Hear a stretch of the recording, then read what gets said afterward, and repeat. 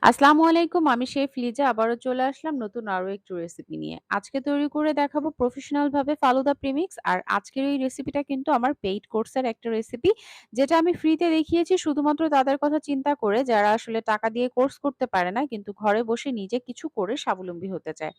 চলে যাচ্ছি পুরো প্রস্তুত প্রণালীতে। শুরুতেই আমি এখানে রেগুলার যে সাদা চিনি আছে সেটা মেপে নিয়েছি 3/4 কাপ, নুডলস নিয়েছি 1/3 কাপ, সাগু নিয়েছি 1.5 টেবিল চামচ, কর্নফ্লাওয়ার নিয়েছি ১ টেবিল চামচ, বাদাম নিয়েছি 1/4 কাপ, কোকো পাউডার নিয়েছি ১ টেবিল চামচ আর সেই সাথে চকোলেট পাউডার দিয়ে দিয়েছি 1/2 টেবিল চামচ। সবগুলো মেপে নিয়ে সাইডে রাখছি। এবার একটা পাত্র নিয়ে সেখানে একে, একে চিনি দিয়ে দিচ্ছি আর এখানে 1/2 চা চামচ চকলেট ইমালশন দিয়েছি। দিয়ে এটাকে খুব ভালোভাবে মিশিয়ে নিচ্ছি। এবার সাইডে রাখা কর্নফ্লাওয়ার, কোকো পাউডার এবং চকলেট পাউডারটা দিয়ে দিচ্ছি। একটু বলে রাখি চকলেট পাউডারটা না থাকলে আপনারা স্কিপ করতে পারেন, তবে দিলে কিন্তু টেস্টটা ভালো আসবে। আর চকলেট ইমালশনের পরিবর্তে আপনারা চকলেট এসেন্স এবং কালার ২ টাই ব্যবহার করতে পারেন।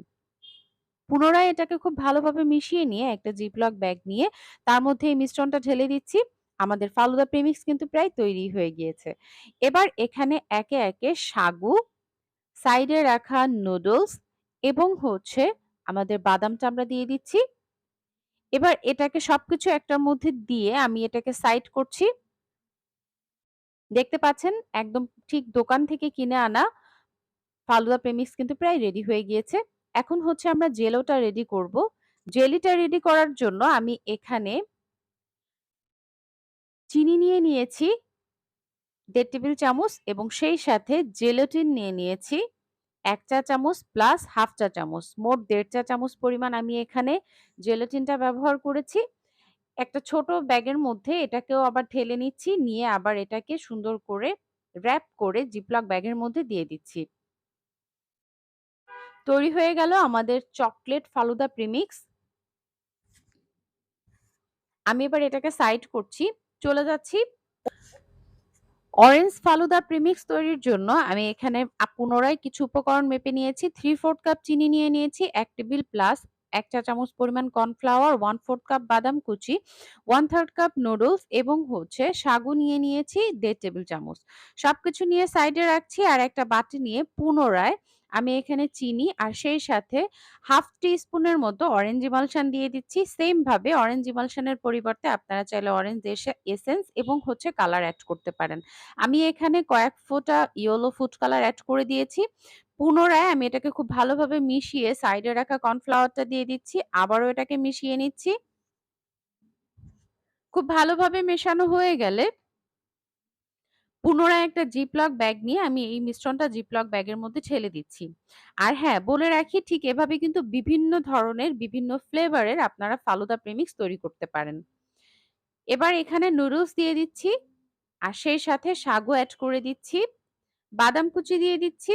সবকিছু দিয়ে আমাদের কিন্তু অরেঞ্জ ফালুদা প্রিমিক্সটা কিন্তু তৈরি হয়ে গিয়েছে।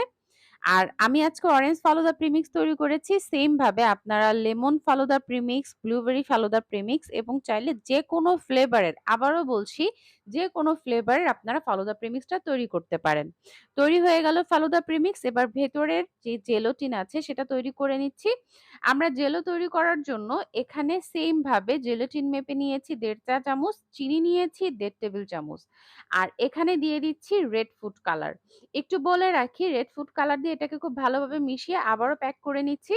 এটা হতে, হতে আমি একটু বলি যারা আসলে অনেক সময় কালার দিলে একটা ভেজা, ভেজা ভাব চলে আসে। তো আমি সাজেস্ট করব শুধু চিনি আর জেলাটিনটা আপনারা প্যাকেটে করে আ এটা সেল করবেন। এতে করে ৬ মাস থেকে ১ বছর পর্যন্ত এটা খুবই ভালো থাকবে। ৬ মাস এটা নরমালি বাইরে থাকবে এবং ১ আপনারা যদি আরো ৮-৯ মাস পর্যন্ত রাখতে চান স্টোর করে সেক্ষেত্রে নরমাল ফ্রিজে এটাকে স্টোর করতে পারেন। আর জেলাটিন এভাবে দিলে যখন প্রয়োজন হবে কাস্টমার তার নিজ অনুযায়ী কালারটা মিশিয়ে নিবে। তো আমাদের আজকের মতো কিন্তু ফালুদা প্রেমিক্সটা তৈরি হয়ে গিয়েছে। আর এটা কিভাবে তৈরি করতে হয় তার পুরো প্রস্তুত প্রণালী আমি অন্য আরেকটা ভিডিওতে দেখাবো। আর ভিডিওটি ভালো লেগে থাকলে অবশ্যই লাইক, কমেন্ট এবং শেয়ার করবেন।